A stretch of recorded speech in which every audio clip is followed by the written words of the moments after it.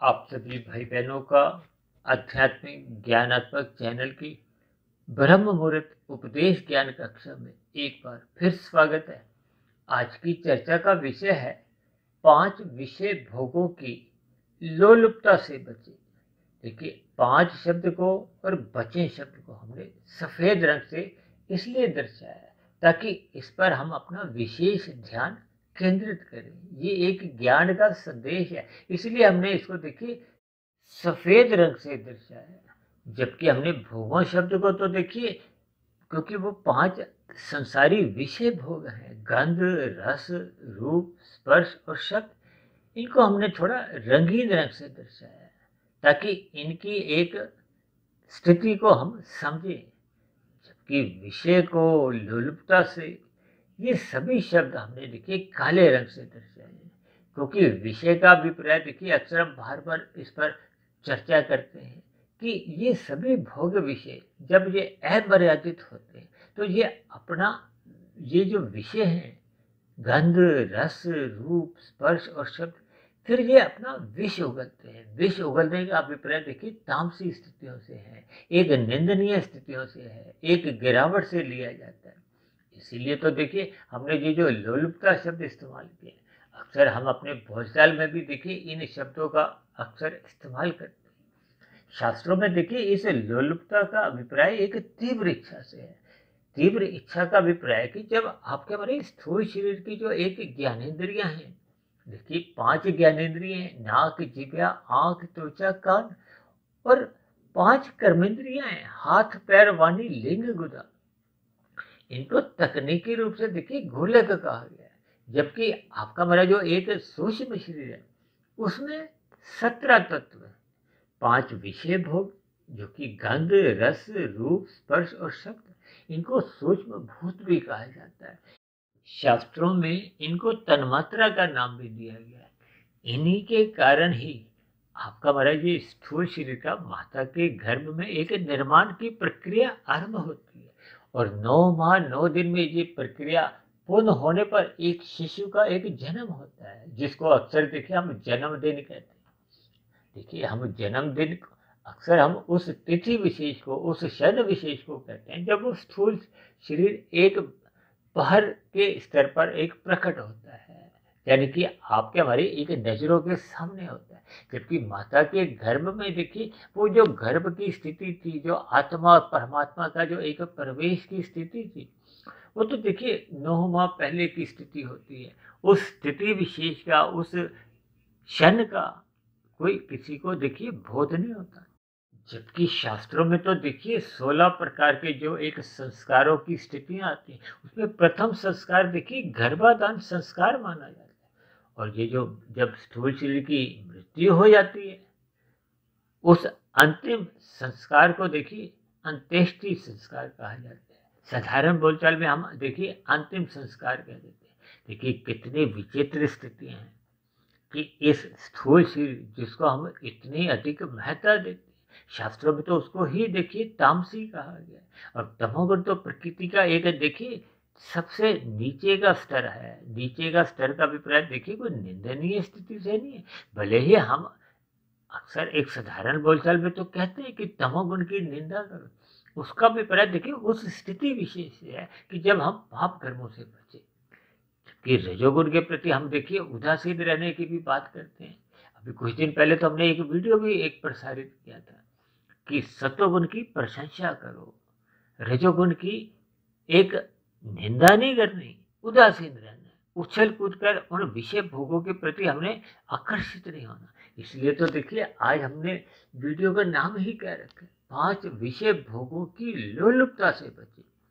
कि आपके मेरे स्थूल शरीर की आवश्यकताएं हैं, खाना चाहिए, भोजन चाहिए, हमें रहने को स्थान चाहिए, पहनने को वस्त्र चाहिए, ये सभी स्थिति, यानी कि ये 5 भोग्य विषय जब तक मर्यादा में रहते हैं तो ये आपके मेरे जीवन का कोई पतन नहीं करते। यहाँ बचने का अभिप्राय क्या है कि उसकी जो अमर्यादित स्थितियों से, जिसका भगवान श्री कृष्ण जी ने भी गीता में अर्जुन के रथ के जो 5 घोड़े दिखाए, उन 5 घोड़ों का आशय यही 5 विषय भोगों से है। उन विषय भोगों को जो 5 घोड़े दिखाए हैं, उनकी लगाम को देखिए एक मन समझा गया। और मन किसके नियंत्रण में होना चाहिए? बुद्धि की। बुद्धि किसके पास होनी चाहिए? सात्विक होनी चाहिए, गुरु की आज्ञा अनुसार होना चाहिए, परमात्मा की स्मृति बनी रहनी चाहिए। देखिए इन सभी स्थितियों के एक भावार्थ होते हैं। जब तक मनुष्य उन भावार्थों को समझते हुए अपने जीवन को एक सफल दिशा नहीं देता, सदुपयोग नहीं करता, अपने मिले हुए जीवन का महत्व नहीं समझता, क्योंकि हमारा आपका जीवन देखिए एक परीक्षा जोनी में गुजरा है। मनुष्य जोनी को कर्म जोनी कहा गया है। साधना जोनी का एक विशेष अवसर उसको मिलता है, क्योंकि हम जन्म मरण के बंधन से मुक्ति पा सकते हैं। यदि मनुष्य जन्म मरण के बंधन में कुछ भी आध्यात्मिक उन्नति करता नहीं है, तब तो उसका मिला हुआ ये जो जीवन है, अवसर है, वो फिर यूं ही बेकार चले जाता है। देखिए हम जब जब परीक्षा में बैठते हैं तो आपका बड़ा क्या लक्ष्य होता है कि हम 100% नंबर से उत्तीर्ण हो, सफल हो, ताकि आपका बड़ा जीवन सफल हो। इसी का अभिप्राय है कि आपका बड़ा कारण शरीर यदि स्थूल शरीर के रहते रहते समाप्त हो जाता है, 100% शुद्ध हो जाता है। 100% शुद्ध होने का अभिप्राय देखिए शुभ संस्कारों से है, ताकि आपके हमारे जो बुरे संस्कार हैं, जो पहले के बने हुए हैं, जब वर्तमान मिले हुए जीवन में जो हमने नए बुरे संस्कार बनाए थे, देखिए नए बुरे संस्कार का अभिप्राय देखिए तामसिक संस्कारों से भी होता है, राजसी संस्कारों से भी होता है। हालांकि शास्त्रों में देखिए प्रत्यक्ष रूप से रजोगुण को कोई एक निंदा का पात्र नहीं कहा गया। ये रजोगुण के प्रति उदासीन का अभिप्राय यही तक ही है कि हमने एक मर्यादा में रहना है। अब मर्यादा का उपदेश तो भगवान श्री राम ने त्रेता युग में अवतार लेकर यही एक उपदेश दिया था। और भगवान श्री कृष्ण जी ने ये जो 5 घोड़ों की लगाम को अपने हाथ में नियंत्रित रखते हुए, इसको एक ब्रेक कहो।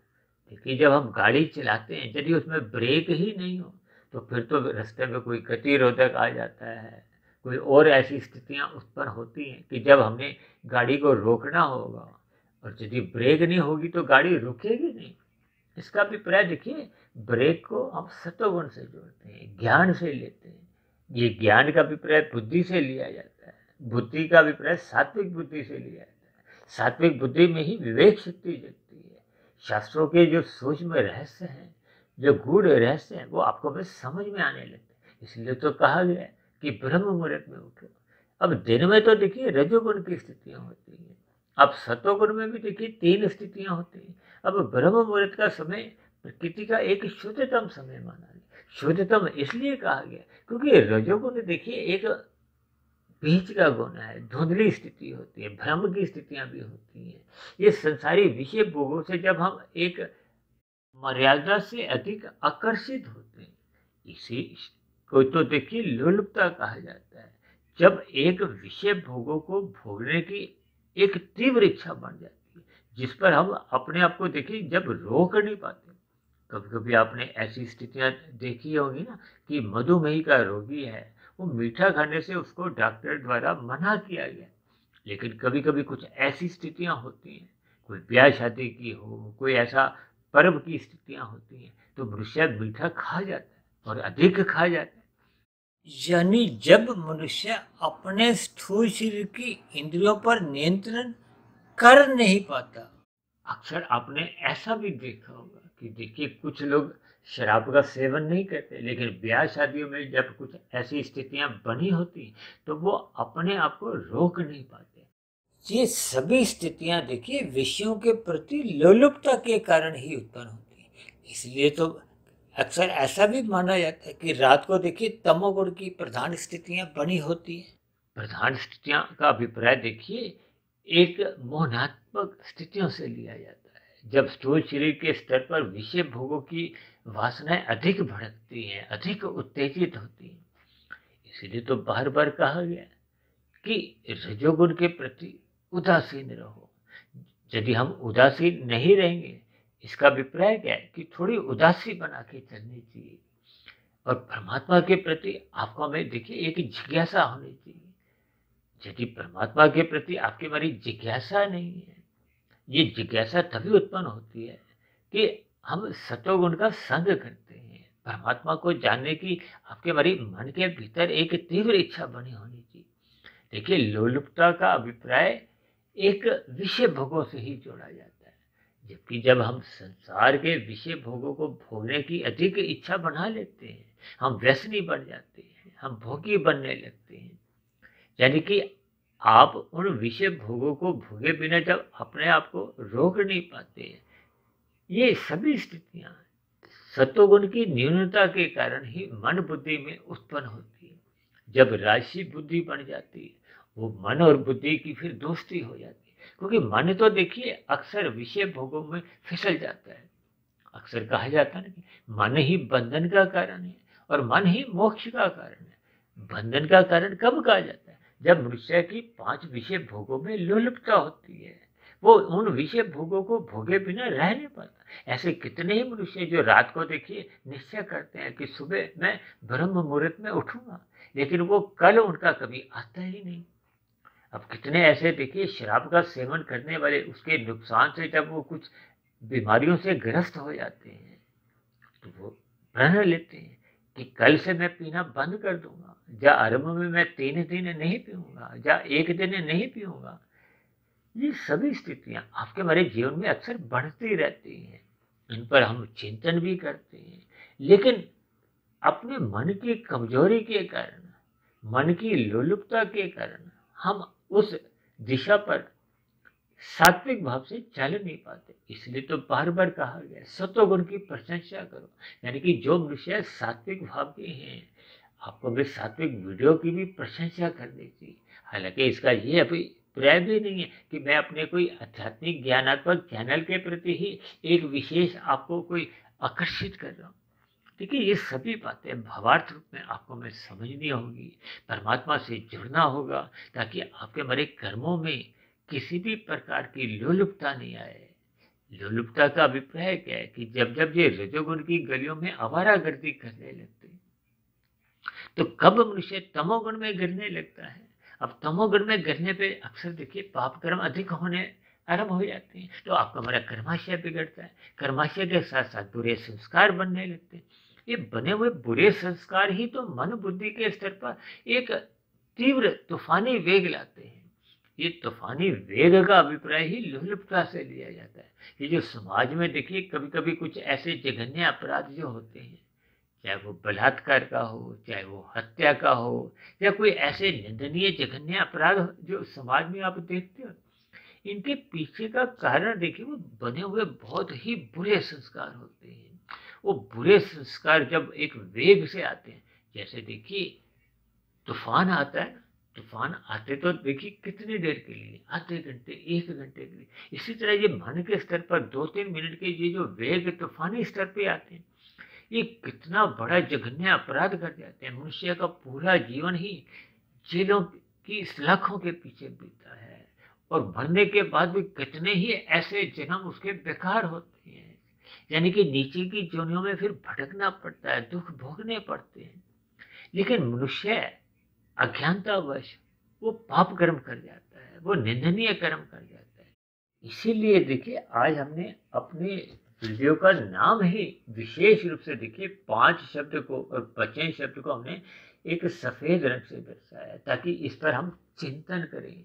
और विषय को, लोलुपता शब्द को हमने देखिए काले रंग से दर्शाया, ताकि हम इससे विशेष रूप से अपना कोई भय उत्पन्न करें। देखिए, ये संसार के विषय भोग हो, संसारी एक जो विज्ञापन आते हैं, फैशन शो जो होते हैं, अब जो माल की स्थितियां हैं, या फिल्मों के द्वारा जो आपके हमारे जीवन में कुछ एक आकर्षण उत्पन्न होते हैं, अक्सर देखिए ब्याह शादियों में आपके हमारे भोग बिगड़ जाते हैं।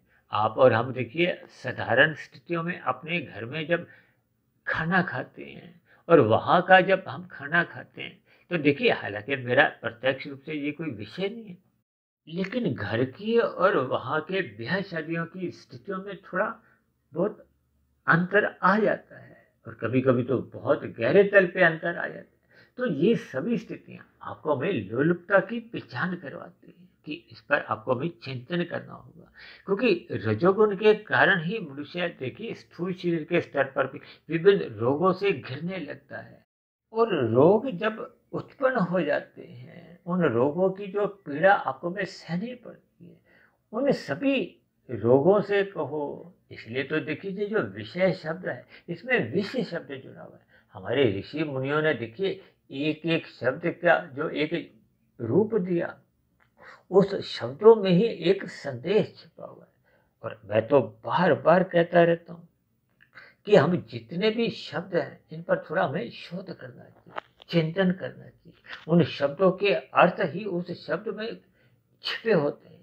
केवल जब हम सात्विक भाव से, यानी कि अपने मन बुद्धि को जब हम एकाग्र करते हैं, एक स्थिति विशेष पर एक केंद्रित हो जाते हैं, तो फिर वहाँ का ही ज्ञान विज्ञान आपको में समझ में आने लगता है। अब देखिए डॉक्टर तो एमबीबीएस कितने ही होते हैं, अब उनमें भी वो जब एक किसी रोग के प्रति, अब कोई आई स्पेशलिस्ट है, यानी कि कोई हृदय का है, कोई आंखों का है, कोई और अन्य अलग अलग आपके हमारे शरीर के अंगों के जो विशेषज्ञ डॉक्टर होते हैं, वो उसका विशेष अध्ययन करते हैं। तभी तो देखिए वो सूक्ष्म स्थितियों पर अपना एक इलाज कर पाते हैं, आपको हमें ठीक कर पाते हैं। देखिए ये सभी स्थितियाँ, ये सभी स्थितियाँ आपको हमें कुछ ज्ञान देती हैं कि हमें शास्त्रों से जुड़ने के लिए ब्रह्म मुहूर्त में उठना होगा, क्योंकि दिन में तो देखिए रजोगुण की स्थिति होती है, और रजोगुण को तो शास्त्रों में देखिए एक मध्यम स्थिति कहा गया। और मैं तो बार बार कहता रहता हूँ, क्योंकि शास्त्रों में कहा गया कि तमोगुण से 10 गुना अच्छा रजोगुण है, रजोगुण से 10 गुना अच्छा सतोगुण है, और सत्वगुण से भी 10 गुना अच्छा मैंने अपनी चर्चाओं में विशुद्ध सत्वगुण आत्मा परमात्मा के लिए कहा है। और इनको मैंने संख्या के आधार पर 1, 10, 100, 1000 से जोड़ा। और इस 1, 10, 100, 1000 की संख्या को मैंने देखिए आर्थिक दृष्टिकोण से इनके महत्व को समझाने के लिए मैंने 1 का सिक्का, 10 का सिक्का, 100 का नोट, 1000 का नोट, जो कि आजकल आप 2000 का नोट समझ सकते हो, क्योंकि ये सूत्र तो मैंने देखिए 18, 20, 22 वर्ष पहले परमात्मा की प्रेरणा से अनायास ही परमात्मा के आशीर्वाद से बन गया। तो इन सभी स्थितियों पर आपको हमें चिंतन करना होगा। आपको हमें ये जो खेल तमाशों में, विषय भोगों में, यानी कि जब आपका हमारा आहार बिगड़ने लगते हैं, आपकी हमारी दिनचर्या बिगड़ने लगती है, ये लोलुपता का अभिप्राय देखिए लालच से भी आप ले सकते हो, लालसा से भी ले सकते हो। ये सभी शब्द उस लोलुपता के अर्थ को ही समझाते हैं, यानी कि जब आपके हमारे विषय भोग अनियंत्रित हो जाते हैं, अमर्यादित हो जाते हैं, तो फिर मनुष्य आवारागर्दी करता है, उन विषय भोगों को अमर्यादित ढंग से भोगने लगता है, और ये भोग ही फिर रोग का कारण बनते हैं। और रोग कोई भी होगा वो देखिए दुखदायी होता है, कष्टदायी होता है। ये जो नीचे की जो 80 लाख प्रकार की झुर्रियाँ बार बार आपको हमें यही एक ज्ञान संदेश देती है कि मनुष्य जीवन पाकर आपको हमें अपने कर्मों में बिगाड़ नहीं लाना, सदा ही उसके प्रति सावधान रहना है, सतर्क रहना है, ताकि हम फिसले नहीं। कि कहते हैं ना, सावधानी हटी दुर्घटना घटी। कि सावधानी हटी का अभिप्राय क्या है? देखिए कुछ दिन पहले तो हमने एक वीडियो भी प्रसारित किया था संध्या बेला ज्ञान कक्षा में, बी अलर्ट इन ड्राइविंग। नीचे हमने क्या शब्द लिखा था? कर्मफल सिद्धांत, जिसका अभिप्राय ये है कि हमें अपने मिले हुए जीवन में अपने कर्मों के प्रति सजग रहना होगा, सावधान रहना होगा। ये सावधान रहना, सजग रहना, ये सब सतोगुण के कारण ही संभव हो पाता है। सत्संग होने से ही ऐसी स्थितियां मजबूत होती हैं। परमात्मा की स्मृति बने रहने से ही हम अपने कर्मों के प्रति एक सावधान रहते हैं। ये लोलुपता से बचने के लिए आपको मैं सतोगुण का अधिक से अधिक संग करते हुए सत्संग को अपने जीवन का एक मुख्य स्वभाव बनाना होगा। ऐसा संस्कार जगाना होगा, ब्रह्म मुहूर्त में उठना होगा।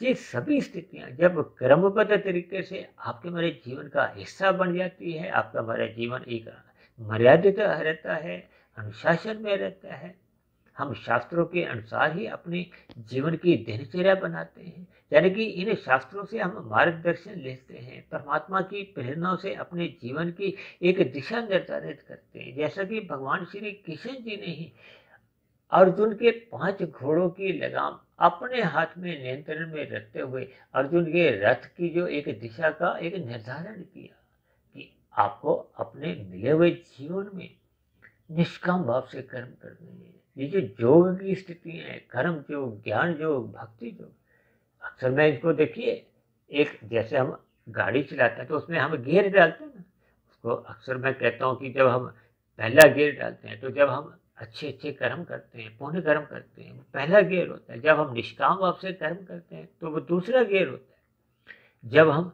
ज्ञान योग में स्थित होते हैं, ज्ञान योग में स्थित होने का भी प्रयास वो तीसरा गियर है। जब हम भक्ति योग में स्थित हो जाते हैं तो फिर वो चौथा गियर लग जाता है, यानी कि आपके हमारे जीवन की जो एक परमात्मा के प्रति जो एक गति है वो बढ़ जाती है। देखिए ये गियरों का अभिप्राय क्या है। अब पहले गियर पे तो गाड़ी ज़्यादा दिन चलती ही नहीं है, इसका अभिप्राय क्या है कि आप और हम जब जब कोई पुण्य कर्म विशेष रूप से करते हैं वो आपके हमारे जीवन का अधिक समय तक हिस्सा बन नहीं पाते। इसलिए तो कहते हैं सकाम भाव से नहीं, निष्काम भाव से कर्म करना, अपना स्वभाव बनाओ, कर्म योग में स्थित होना, ताकि आपका हमारा कर्माशय बिगड़ने का तो फिर मतलब ही नहीं है, फिर वो कर्माशय बनता ही नहीं है। शुभ संस्कार तो बनते हैं, लेकिन निष्काम भाव से जब हम कर्म करते हैं उसका कोई कर्माशय नहीं बनता, उसके केवल शुभ संस्कार बनते हैं। और जो पहले के बुरे संस्कार बने होते हैं वो क्रमशः कमजोर होते हैं, समाप्त होते हैं, दग्ध बीज होते हैं। जब बुरे संस्कार दग्ध बीज होते हैं तो मन बुद्धि के स्तर पर कोई फुर्ने नहीं उठते, वृत्तियां नहीं आती, विचार ही नहीं आते, तो फिर नए सिरे से कोई बुरे काम नहीं होते, पाप कर्म नहीं होते। देखिए इन सभी स्थितियों को हम अक्सर समझाते आए हैं, लेकिन आज हमारे एक शब्द विशेष पे ही विशेष एक चिंतन है कि हम लोलुपता से बचें। अक्सर आपके हमारे जीवन में देखिए ये जो 5 भोग्य विषय, अब किसी को देखिए खाने पीने का अधिक शौक होता है, किसी को कुर्सी, यानी कि ये जो 5 भोग्य विषय हैं। अब किसी को गंध का अधिक व्यसन, उसका एक लोलुपता होती है, किसी को रस की, किसी को रूप की, किसी को स्पर्श की, किसी को शब्द की। देखिए इन सभी स्थितियों के यहाँ पर हम जितने गहरे तल पर भावार्थ समझेंगे, मैं तो देखिए बार बार शब्दों पर कम ध्यान देता हूँ, उनके भावार्थों पर आपको हमें चिंतन करना चाहिए। जब तक हम उन भावार्थों से जुड़ते नहीं हैं, उस पर चिंतन नहीं करते, तो फिर आपके हमारे जीवन में देखिए ये जो पशु वृत्तियां हैं, आहार, मैथुन, निद्रा, भय, मनुष्य इन 4 पशु वृत्तियों में ही अपना जीवन व्यतीत करता है, यानी कि वो विषय भोगों की एक लोलुपता बनी रहती है। इसलिए तो बार बार कहा गया, हम सभी भाई बहन तभी मनुष्य कहलाने लायक बनते हैं जब मनुष्य एक सत्संग करता है, क्योंकि पशु वृत्तियां और सत्संग ये 2 अलग अलग स्थिति है। यदि मनुष्य सत्संग ही नहीं करता तो उसके जीवन में मनुष्य जो नहीं होने के बावजूद भी वो पशु वृत्तियां ही अधिक जागृत होती हैं, यानी कि उसके व्यवहार में, उसके कर्मों में फिर वो पशु वृत्तियां प्रधान होने के कारण वो उसका जीवन देखिए तमोगुण या रजोगुण में ही करता है। हालांकि पशु तो देखिए सारे के सारे तामसी माने गए। तामसी का अभिप्राय क्या है, वो नीचे की एक निंदनीय जोनी में है, नीचे की एक कष्टमय जोनी है, दुखमय जोनी है, उन्हीं को ही तामसी जोनिया कहा गया। और शास्त्रों में तो देखिए ये संख्या 80 लाख प्रकार की कही गई है, तो 84 लाख प्रकार की जोनियों में 80 लाख प्रकार की जोनियों का तामसी होना अपने आप में एक बहुत बड़ा ज्ञान संदेश है, जिस पर आपको हमें चिंतन करना होगा। हमें अपने मिले हुए जीवन के लक्ष्य को पहचानना होगा, खेल तमाशों से बचना होगा, विषय भोगों की लोलुपता से अपने आप को बचाना होगा। ये स्थितियां तभी बन पाती हैं जब मनुष्य रात को जल्दी सो जाता है, क्योंकि रात की जो एक स्थितियां वो मौनात्मक स्थितियां होती हैं, वो हानि की स्थितियां होती हैं। उस हानि से बचने के लिए ही मनुष्य को देखिए एक निद्रा का एक विधान है, उसको नींद लेनी चाहिए। नींद लेने का अभिप्राय क्या है कि उसको आराम करना चाहिए, ताकि वो सुबह ब्रह्म मुहूर्त में उठ जाए, ब्रह्म मुहूर्त में उठकर वो ज्ञान लाभ अर्जित करे, यानी कि लाभ की स्थिति को अधिक लेता जाए और नुकसान की स्थितियों को, छिद्रों को वो बंद करता जाए, ताकि उसके मिले हुए जीवन में कुल मिलाकर एक सफलता हो, जीत हो, लाभ हो, ये सभी स्थितियाँ आपके हमारे जीवन में एक आध्यात्मिक उन्नति के दरवाजे खोलने लगती हैं। और आध्यात्मिक उन्नति होने पे फिर मनुष्य जी जो नीचे की जो 80 लाख प्रकार की अधोगति की जोनियाँ हैं, उनमें गिरने से बच जाता है। ये सभी स्थितियों पर आपको हमें चिंतन करना होगा, विचार करना होगा, ताकि आपके हमारे जीवन में ये जो 5 भोग्य विषयों की जो लोलुपता है, उससे हम बचते जाएं। आज तो देखिए संसार में 24/7 का जो एक विशेष नारा बना हुआ है। देखिए कार्य दिवस तो आपके हमारे घटते गए हैं। पहले देखिए लोग 7 दिन ही काम करते थे, फिर 7 दिन से देखिए 6 दिन हुए, और अब तो अक्सर देखिए ऐसा सुनने में आता है, ऐसा देखने में आता है कि लोगों ने अपने कार्य दिवस 5 दिन की कर दिए। और जबकि भोगों के लिए देखिए 24 घंटे। ये सभी स्थितियाँ आपको हमें कुछ संदेश देती हैं, आपको हमें एक ज्ञान देती हैं कि हमें देखिए लोभ से बचना होगा, हमें संग्रह वृत्ति से बचना होगा, हमें पशु वृत्तियों से ऊपर उठते हुए सत्संग करना होगा। पुरुषार्थ करने का मनाही नहीं है, लेकिन पुरुषार्थ हमें लाभ के लिए करना है, ताकि आपके हमारे जीवन की अवस्थाओं की पूर्ति हो। हमें कर्म कांडों को ज्ञान पूर्वक करना होगा, लोभ और भय से बचना होगा, क्योंकि ज्ञान पूर्वक किए गए कर्म कांड आपका हमारा सतोगुण का दरवाजा खोलते हैं, परमात्मा से जोड़ते हैं। आपके हमारे जीवन के जो एक सात्विक भाव है, वो आपके हमारे व्यवहार का हिस्सा बनने लगते हैं। आपका हमारा जीवन एक मर्यादित होने लगता है, अनुशासन में रहने लगता है। यदि ये कर्मकांड हम लोभ से या भय से करते हैं, तो अस्थायी स्थितियाँ कुछ दिनों की अच्छी बनती हैं, फिर उसके बाद फिर मनुष्य अपने व्यवहार में, यानी कि अपने राजसी जीवन में फिर पुनः लौट आता है। अभी कुछ दिन पहले देखिए एक नवरात्रों की स्थितियाँ गई थी।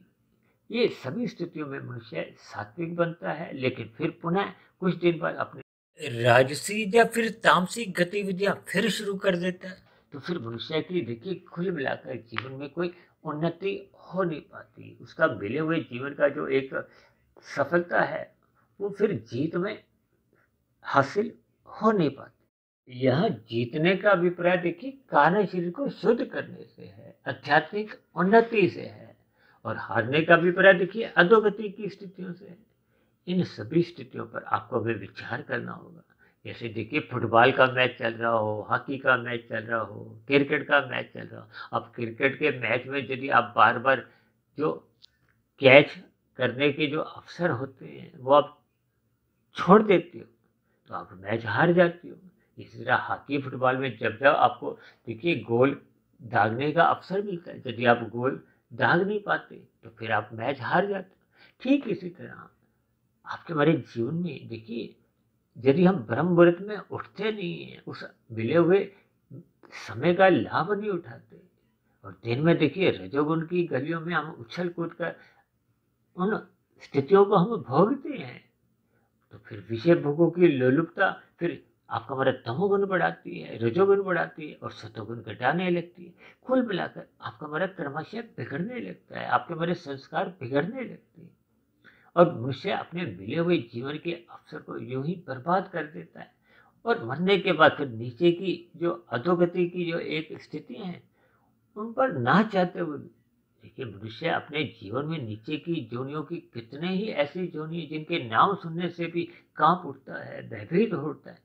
तब ऐसी स्थिति विशेष में उन्हीं जोनियों में मनुष्य को जाना पड़ता है। देखिए ये सभी स्थितियां केवल आप समझाने से ही समझ रखो, ऐसा कोई मन में भय उत्पन्न करने की जरूरत नहीं है। भय हमें उत्पन्न करना है इन विषय भोगों से, लोलुपता से, ताकि आपके हमारे जीवन में सुधार आए।